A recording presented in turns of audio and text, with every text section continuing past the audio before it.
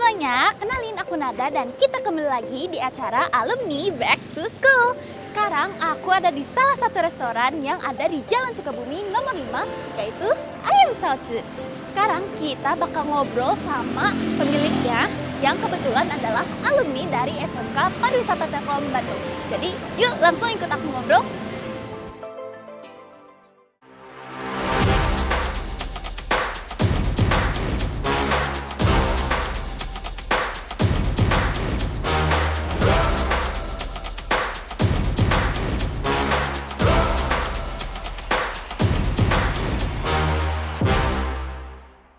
Oke teman-teman, jadi sekarang aku udah bareng sama chef ownernya nih. Halo Bapak. Halo. Boleh Bapak perkenalan dulu nih sama teman-teman yang nonton? Oke, baik. Nama saya Rasriandi Karona Ginting Suka. Oke, Bapak ini berarti chef ownernya ya di sini? Ya, kebetulan chef ownernya. Oh, Baik. mungkin boleh jelasin sedikit nih Pak tentang ayam sauce ini gimana sih asal usulnya, terus atau sejarahnya gimana nih? Baik, jadi kami itu lucu sejarahnya itu kami itu dulu memang saya sudah usaha dari tahun 2009-2010. 2011 lah, pokoknya 2010-an. Nah, kami itu merintis usaha namanya Kedaido. Nah, di Kedaido itu ternyata ada customer-customer yang nanti ketemunya itu di 2018. Jadi mereka itu pernah nyicipin makanan restoran sebelumnya. Akhirnya dipertemukan lah. Mereka itu ada 3 owner. Mereka itu awalnya Pisang Nugget Bandung. Sempet hype banget tuh di zamannya. Tapi mereka pingin ekspansi usaha. Jadi akhirnya setelah itu kita ketemu, klik, pingin naik ke restoran gitu. Dan akhirnya ada titik temu, kita ngelola satu restoran namanya Ayam Sauce gitu. Jadi setiap ownernya punya divisi tanggung jawab masing-masing. Satunya di finance, satu lagi di human resource, satunya lagi di marketing branding, dan saya fokus karena saya bisanya masak air, jadi masak air lagi di sini. Oh, oke. Kalau boleh tahu Bapak alumni tahun berapa nih? Alumni tahun 2000, lulusan 2004. 2004, wah berarti beda 19 tahun nih sama saya. Wah, masih lama Iya. ya. Ayam sauce itu apa sih Pak? Ya, ayam sauce itu plesetan dari ayam saus. Jadi ayam tumpah, ayam bersaus, ayam yang dilumuri. Karena secara analisa market besar kami adalah perempuan. Kenapa perempuan? Nah, ini dia lucunya di sini.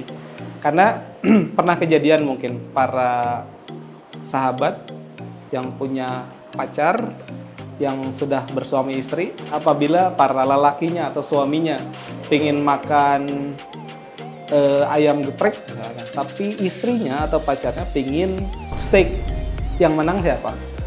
Yang menang siapa? Pastinya kemana? Ke steak. Pasti istri. Makanya setelah dianalisa, saus ini tuh yang disukai banyak cewek atau perempuan. Jadi sukanya yang berlumer, yang bersaus, yang manis, yang pedas. Nah, itu dia. Makanya ini tuh ada salah satu selipan marketing branding di sana bahwa bersaus itu secara analisa marketnya adalah perempuan gitu. Betul nggak sih kalau bersaus, lumer, pedas dan segala macam itu cewek banget? Iya, bener sih. Nah, Bapak nih berarti alumni dari SMK Pariwisata Telkom atau Sandi Putra kan ya? Iya. Mungkin dulu ada cerita apa sih dulu di sana? Mungkin ada guru favorit atau hal-hal yang lucu di sana apa gitu? Sekarang masih pada ngalamin nggak ya stopwatch dilemparin kalau misalkan anak-anak yang nakal kalau di dapur, pernah nggak ya? Teman-teman di rumah pernah nggak nih? Kayaknya enggak deh Pak. Oh enggak ya? Iya. Wah, nggak seru tuh. Jadi kalau dulu tuh tegas banget karena memang kalau nggak salah lulusan guru-gurunya itu didikannya itu beneran luar negeri banget lah, kiblatnya Swiss gitu ya, kiblatnya pokoknya European banget, dimana didikannya tuh militer banget, dan itu masih dialami sama kita. Jadi nggak ketahuan greetings saja, greetings itu udah kayak udah mendarah daging gitu ya, senyuman dan semuanya sudah pasti mau siapapun. mau lebih kecil, mau lebih dewasa segala macam, pokoknya masuk lingkungan kita itu greetings come itu memang harus last and apa sekarang masih ada nggak? Jadi pertama datang dan pulang itu greeting tuh wajib banget, sampai yang gitu banget gitu ya. Kalau dulu tegasnya tegas luar biasa, tapi itu kena banget. Jadi lucunya gitu, kami dididik strength banget, dijaga banget, sampai di sekolah tuh nggak boleh kalau di dapur tuh cheating ya, betul nggak? Tapi teman-teman kalau yang udah training, cheating itu berlaku atau tidak. Bahkan kalau Bang Randy atau Pak Randy gitu ya, Pak Randy dulu di sekolah itu nggak boleh cheating, di sekolah wah dilarang banget kalau itu. Taunya nanti tuh kalau kita ketahuan cheating, stok pot tadi hampir peng gitu ya, itu terjadi gitu. Dan Bu Mulia masih ada. Masih dong. Salam buat Bu Mulia yang sering lempar itu stok pot, tapi alhamdulillah ke Randy nggak pernah gitu ya. Dan itu tuh luar biasa. Jadi didikannya sampai kita itu training-trainingnya katanya dari Sandi Putra itu, dari Telkom itu baik-baik gitu ya, maksudnya dijaga banget attitude-nya gitu. Sampai di mana saya waktu itu training di Jogja.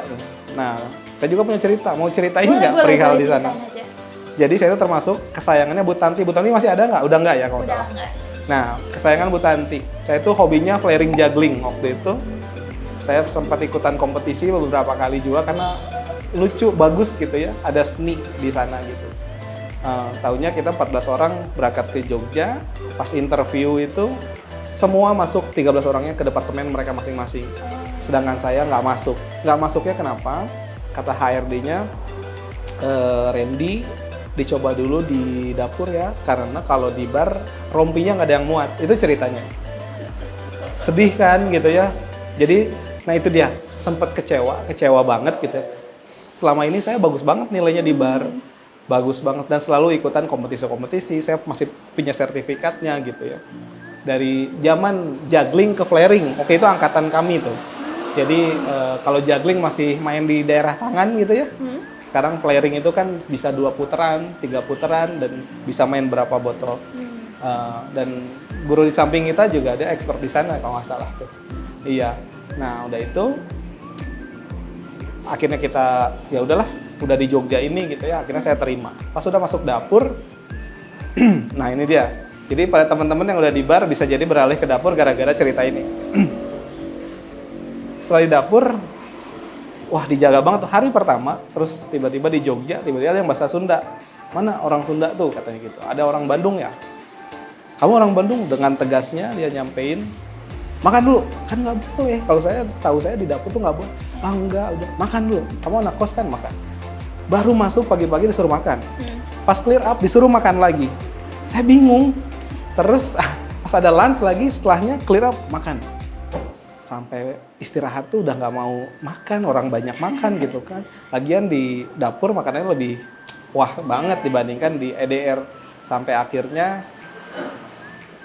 setelah 2 minggu atau 1 bulan itu datang HRD-nya, Randy udah bisa lagi ke bar. Kayaknya nggak Pak, saya nyaman di sini gitu.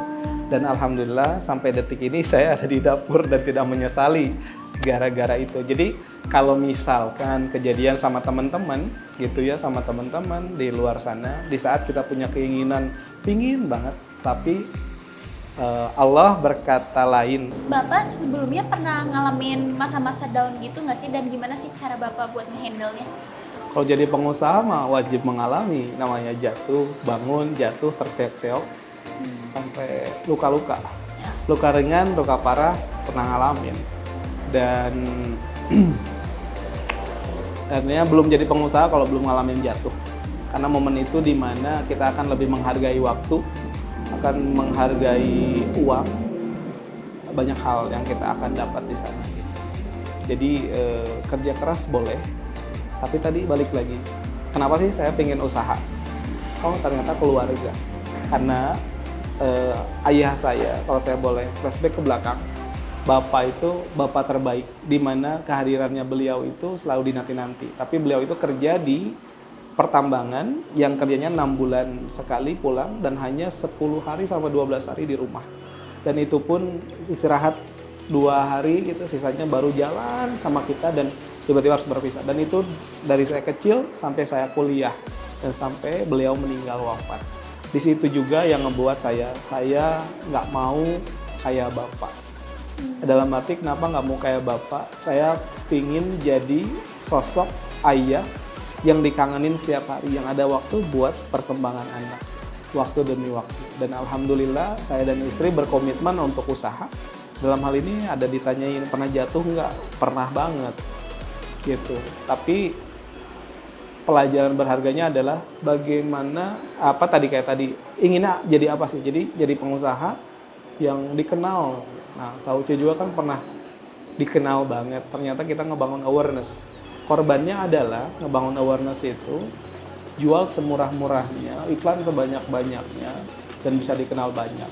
Ada yang dikorbankan, ada. Apa? Profit. Nah, profit di sana ya kita berkorban. Nah, waktu itu berpikirnya cabang sebanyak-banyaknya.